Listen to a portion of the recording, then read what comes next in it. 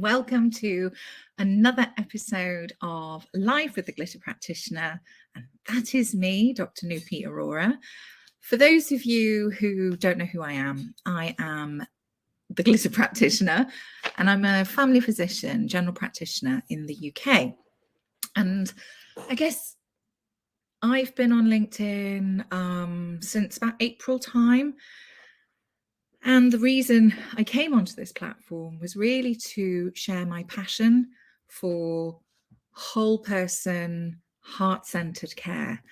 And what I mean by that is empowering my patients, my clients. I'm a coach as well as a doctor, to really understand their health needs, take ownership of them, and learn how to rebalance and realign their health needs, which I learned the hard way through burning out about 12 years ago. And that's where my framework, my F list has all come from. So today I have a very special guest on, but before I bring her on, I run a coaching program, and it's Find Your Fizz and Flourish, which is essentially everything I've just said about showing and sharing how to realign your health needs, bring back to balance, because when that happens, when your mind, your body, and your soul needs are in alignment, you become abundant in potential. And the reason I'm called the Glitter Practitioner, well, I'm absolutely obsessed with glitter. I'll take my glasses off, actually. I can just, there you go. You can probably just see it a little bit, or a lot. I am obsessed with glitter. And my patients as a GP would always remember me for my glittery eye makeup. So this is what I've always done. And it's truly about the light that I see coming back into somebody's eyes when you are holding space and listening from your heart. And when I see that happen, when somebody opens their eyes and I can see that light sparkling again, and I can feel that fizz tingle energy, oh, that's the glitter, that's the magic. And I think the best way I can share and show what perhaps my coaching program will help you with to find your fizz and flourish. I shall play my brand story now, because it gives you a feeling really of, I guess, my essence and what it might feel to work with me. So, Mr. Producer, please could you play the brand story?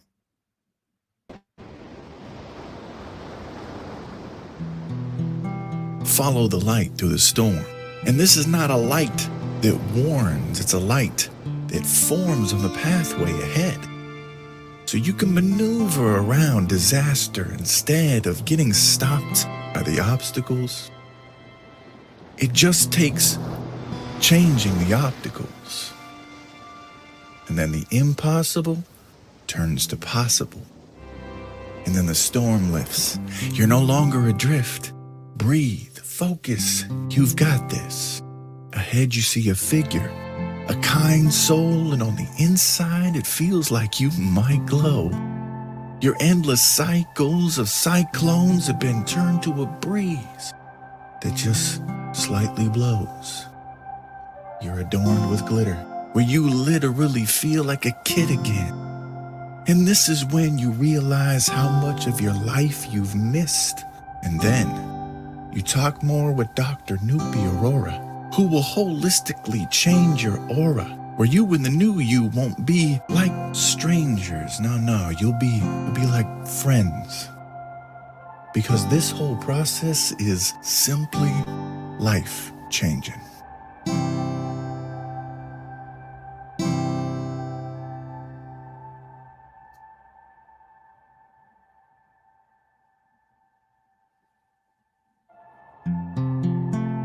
So if you're feeling frazzled and you want to find your fizz and dazzle, then book a call with Dr. Nupi Aurora by messaging her right here on LinkedIn.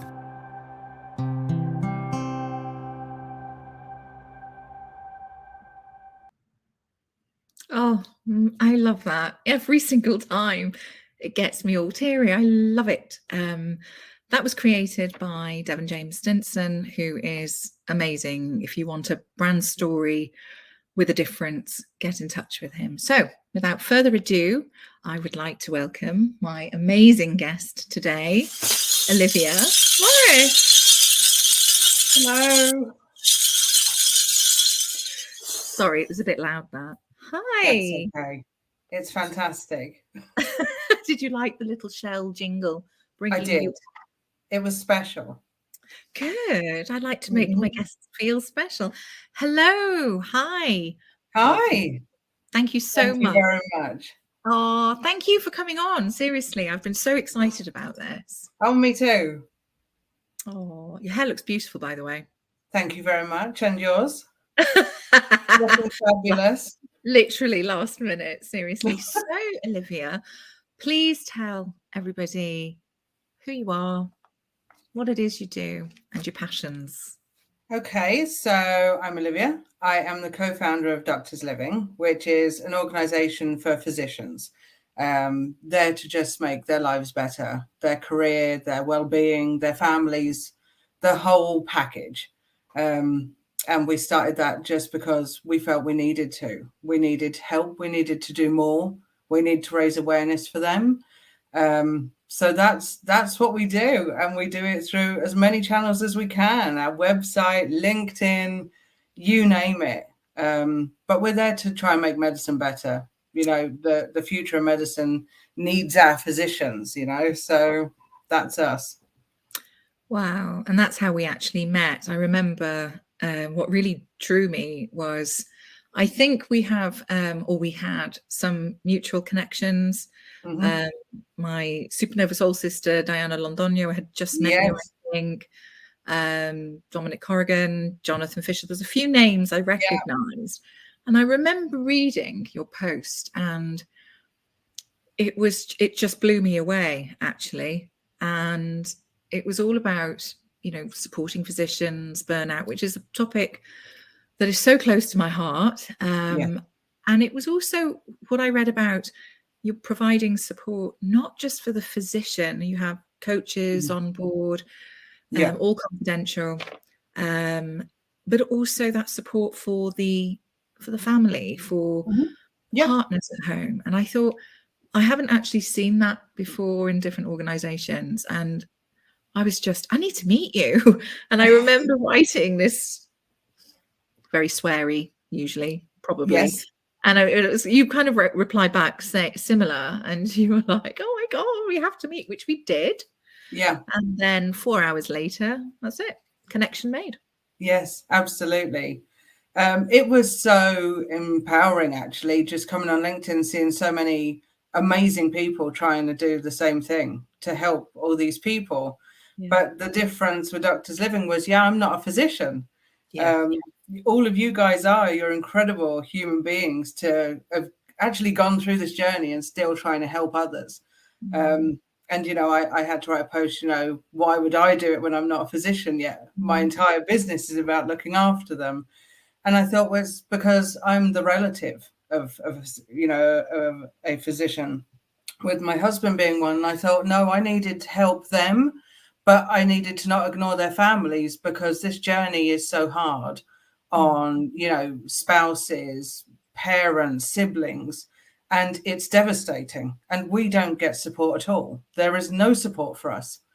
And that journey is so hard to hold your physician partner up while you're trying to battle this journey and give up so much yourself. You know, you're raising a family on your own, essentially, giving up your life, and you see them suffering and you can do nothing for them.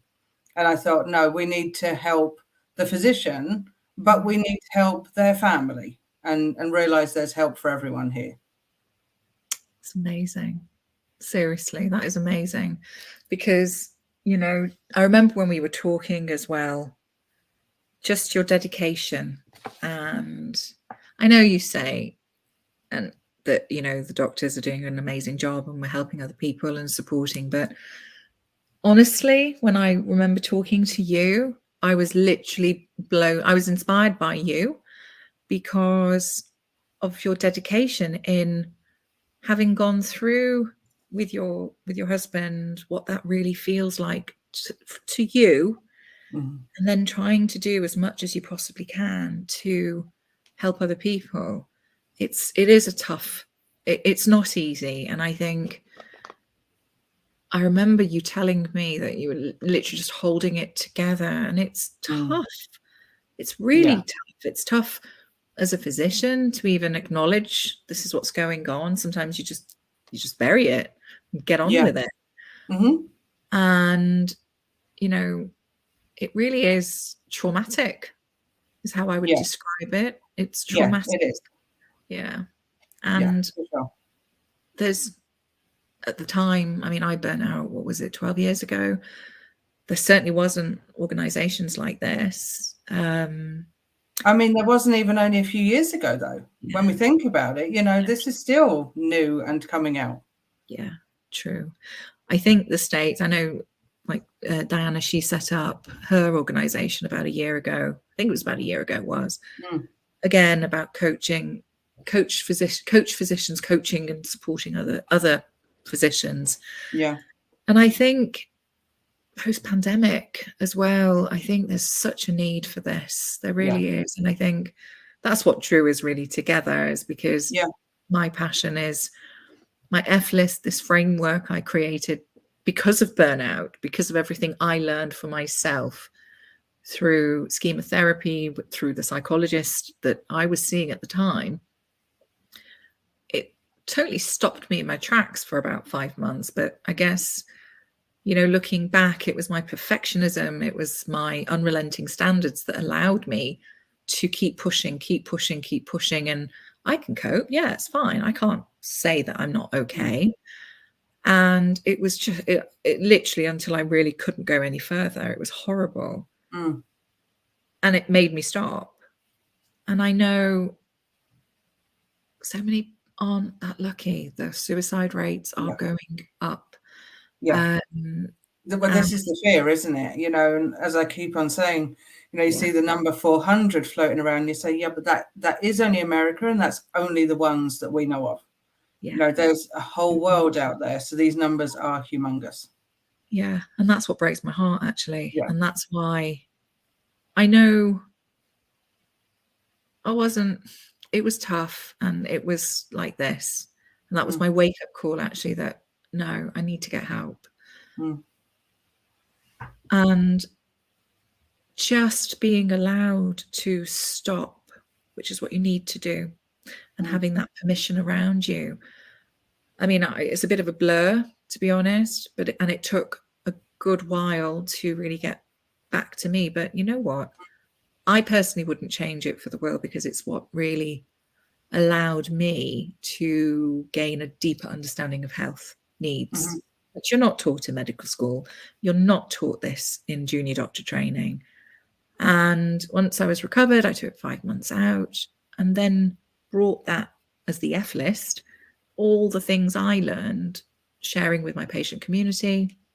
And it forms the basis of my support that I do with clients, physicians, through my coaching. And, you know, you have to sometimes learn that hard way, but not everybody's that lucky that they actually come through it, which I think is why I've coined myself Burnout Warrior, and will share this with as many people as possible, to be honest, because if this can help one other person, then job done as far as I'm concerned. Essentially. That was our goal when we started, and said, if we could sit here for years, but if we can help just one physician, we've done our job. If we can help more, then that's a bonus. But we knew that when my husband left and felt as bad as he did, we were leaving behind so many others, and we didn't want to leave them behind. And then every physician suicide we saw, you know, very recently, you know, a GP in the UK had committed suicide. And it just brings back how close to home this is.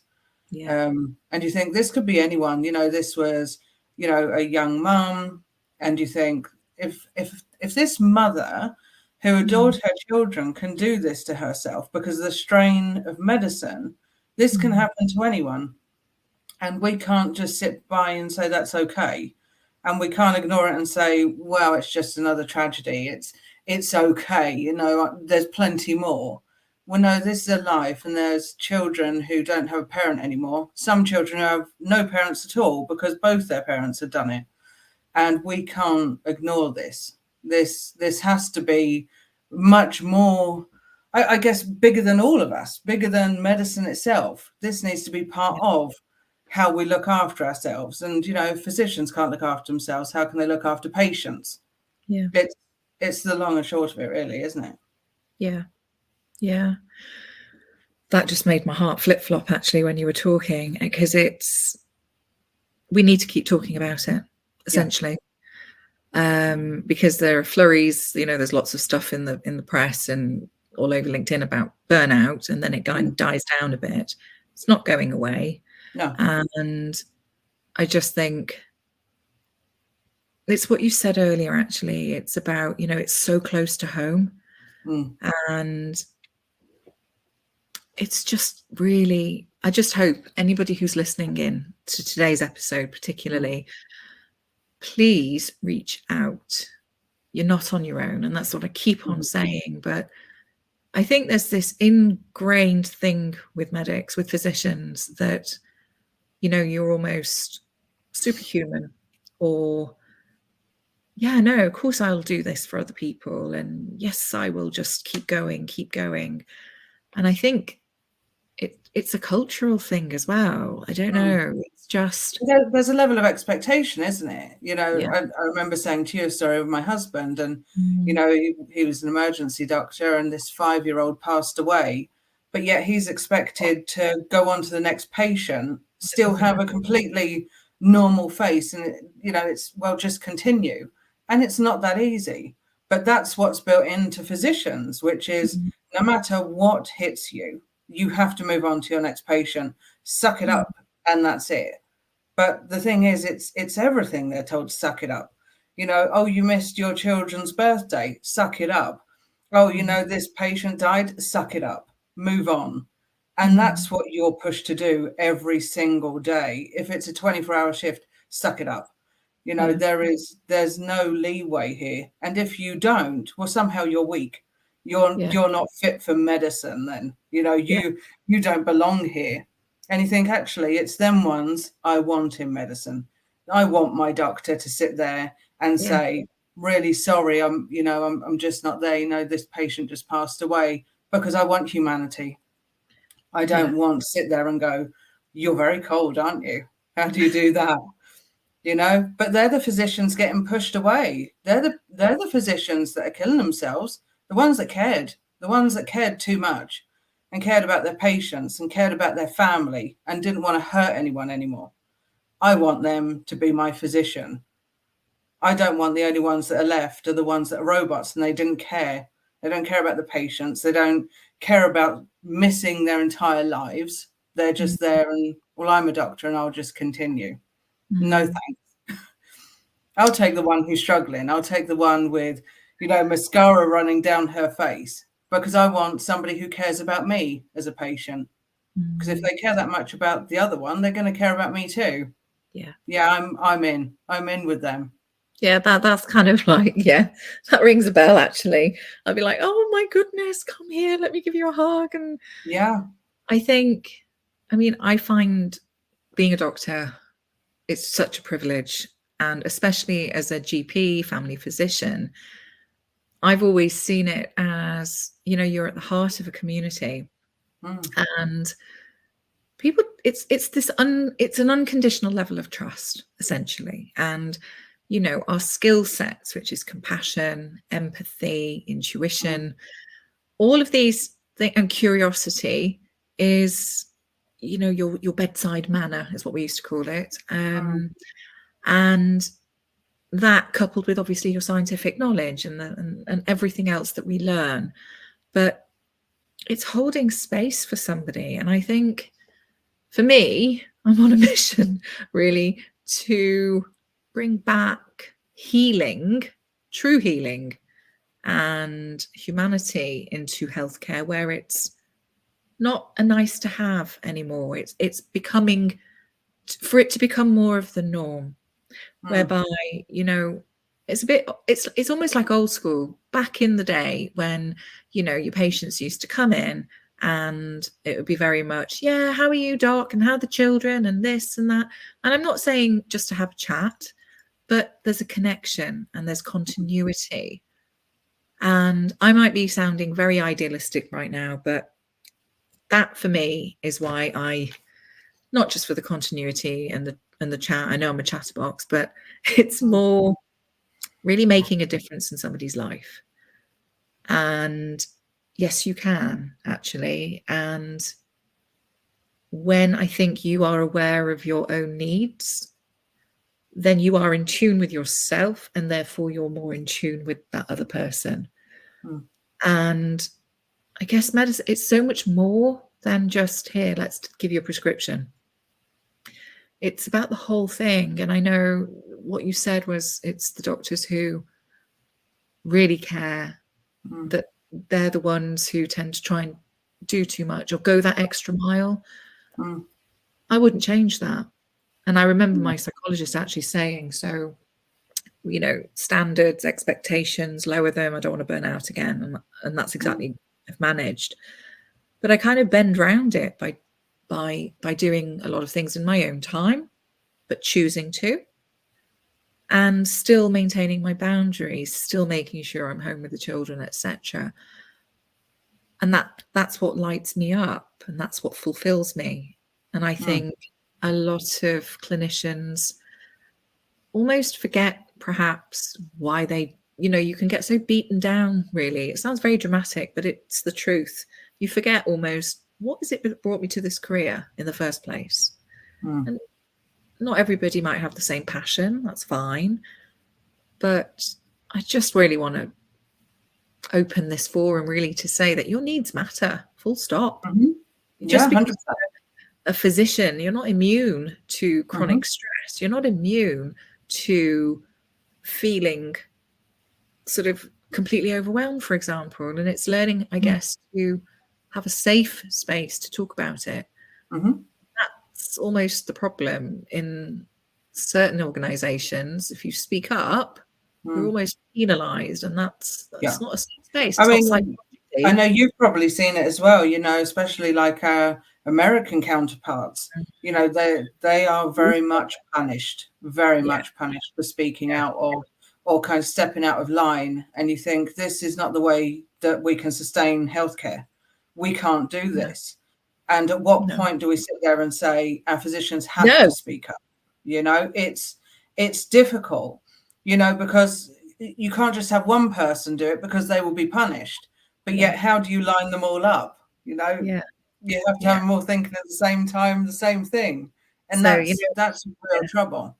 But do you remember, I remember writing to you actually when we were just chatting. And I remember saying to you, and this is what I truly believe, you know, one person can't do much on their own. I'm not saying let's start a revolt here or anything dramatic, but I guess staying true to your beliefs and your values, I guess. And if you're making a change in the way of practice, say, for example, I'm doing holistic care, which is whole person-centered care, essentially, and it's looking at everything and bringing it all together. And it works. I've been doing it pretty much for the last 11 years with my F list. I know it works. And you're making these little ripples go out. And then somebody else across the country is doing something their way and, you know, ensuring they're fulfilled in their career and they've got their boundaries, and that's exactly how they want to do it. And then, you know, across the pond, there are other people doing their little bit and setting up organizations like coaching support, etc. And all of a sudden, you've got these little pockets everywhere. But if you bring them all together, we're all saying the same thing. We're all passionate about really advocating for our health, for other physicians. And it's almost, well, no, I'm sorry. No, I'm not going to sit here and say, yeah, okay, you're going to have to do X, Y, Z and not give a damn about what you're feeling and thinking. That's what I teach all the med students and the junior doctors who came my way was, if you learn one thing from me, you'll learn the medicine, you'll learn all of that. Learn one thing. Number one, always look after your needs. It's absolutely Mhm. crucial. And don't forget why you chose this career and the compassion, which Mhm. starts with yourself, and then Mhm. you're extending it out. You can't keep giving if you Mm. yourself aren't in balance. And that's what I Mm. would always say. And you listen from your heart. Mm. But I think I think it is happening, actually. I think there are more physicians who perhaps are, no, this doesn't work for me anymore. But then they're the ones who are starting portfolio careers like me, essentially. But my hands are very much in this arena Mm. because I think there's so much more that can be done, actually. Yeah. And so much I more. think we also need to let our physicians know they don't have to stay physicians too. Yes, Because exactly. so many feel trapped in medicine and don't know Yeah. that actually Yeah. they've changed or this doesn't work for them anymore. And actually there's Absolutely. another option. And I Yeah. think so many feel like, well, I'm a doctor, what else can I do? And you I sit felt there and go, reach out to somebody. There's definitely other things that you can do. Don't yes. feel trapped. And don't feel trapped by Yeah. the title, which so many do. Like if I come out of Yeah. medicine, I'm no longer a doctor, and you say you're a doctor forever, actually. No matter what you That's do, a you will really good always point. be a doctor. Yeah. I think that is that's really good. Two really good juicy nuggets there, that your stethoscope doesn't define you, which is what I've learned. Yeah. And, you know, there are other things. I think the skill sets you have as a physician, you forget, you become very sort of tunneled into, this is all I can do. This is it. Mm. This is it now. Yeah. And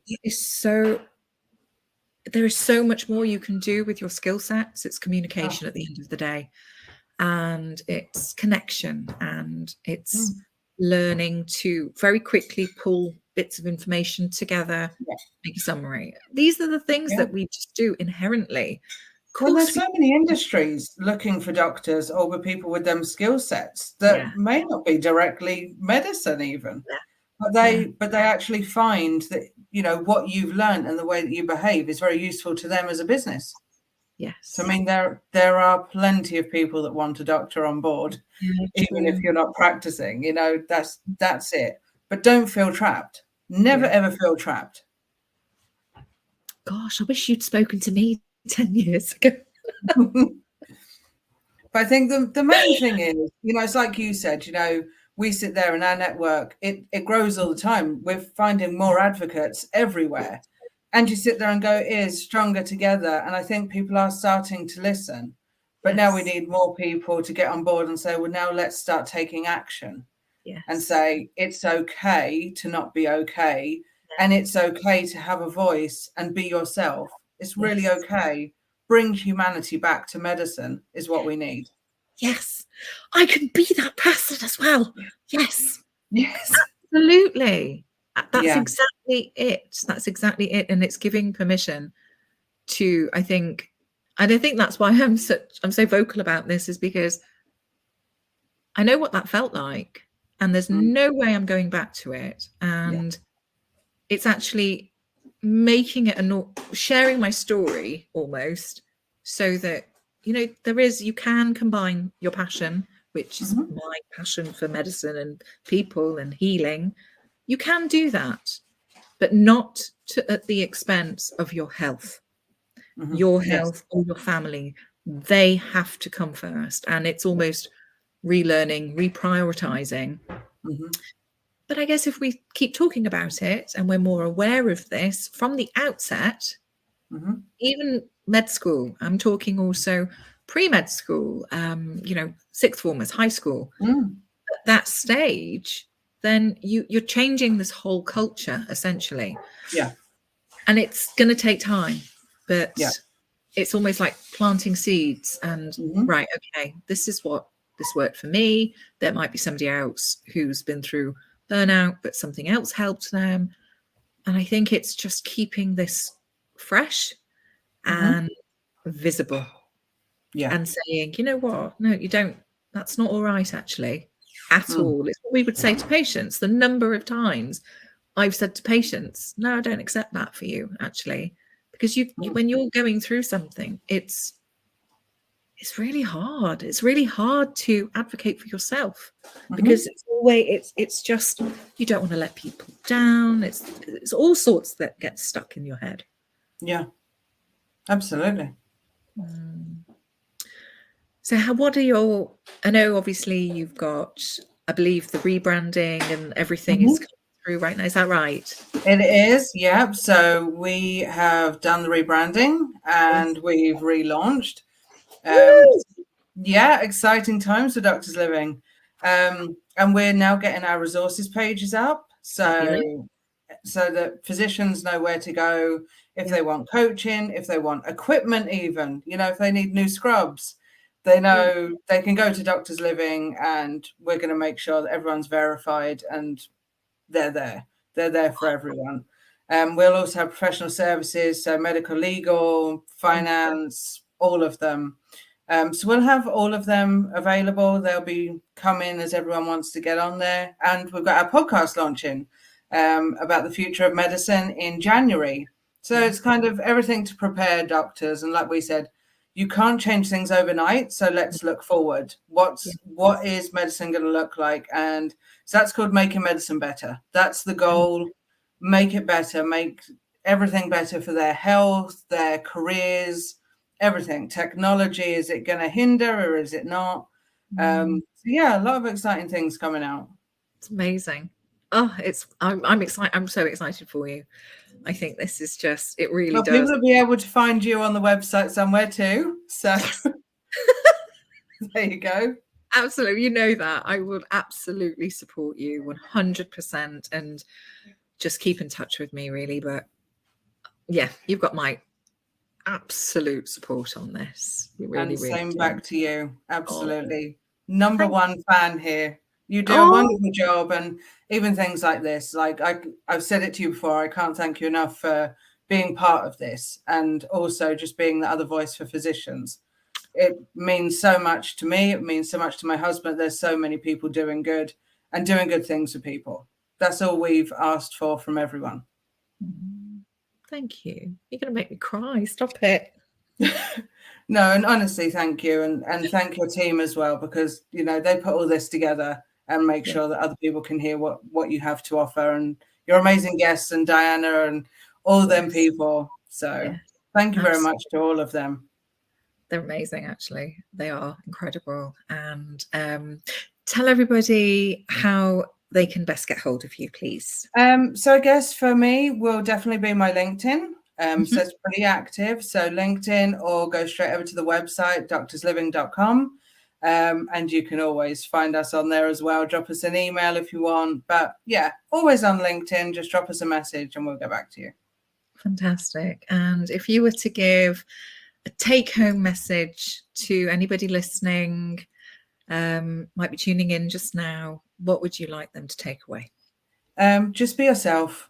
Don't ever try and pretend to be anybody else. Be authentic, center yourself, find out why you're here in the first place. Why are you even listening to this podcast right now? And why are you still here 30 minutes in? But be true to you and what you love, because that's all you can carry on into your future with. Think of you, think of your family, and look, that's the best that you can do for yourself. Oh, that's fantastic. Very good advice. Thanking you. I think we need to have a part 2 to sort of catch up how everything's going, perhaps in a few months. Absolutely. And then another part 3 and a part 4 and a part 5. Absolutely. We'll become regulars. Completely warrior style, seriously, because I pretend I'm Wonder Woman at times. Thank you so much for joining me today. Don't go anywhere. I'll come and join you in the green room anyway. Okay. But thank you.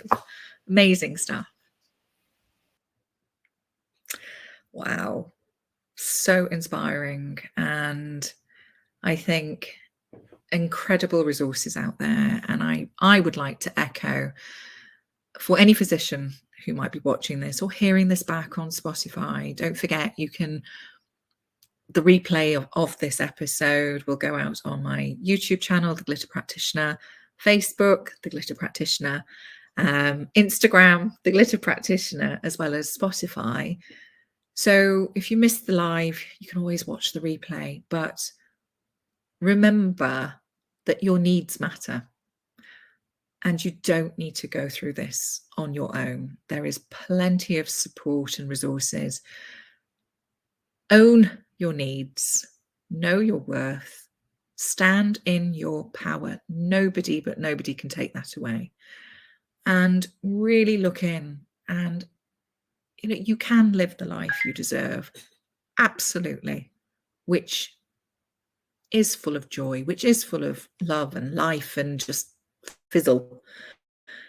You can, and it's just prioritizing your needs first is what I would say.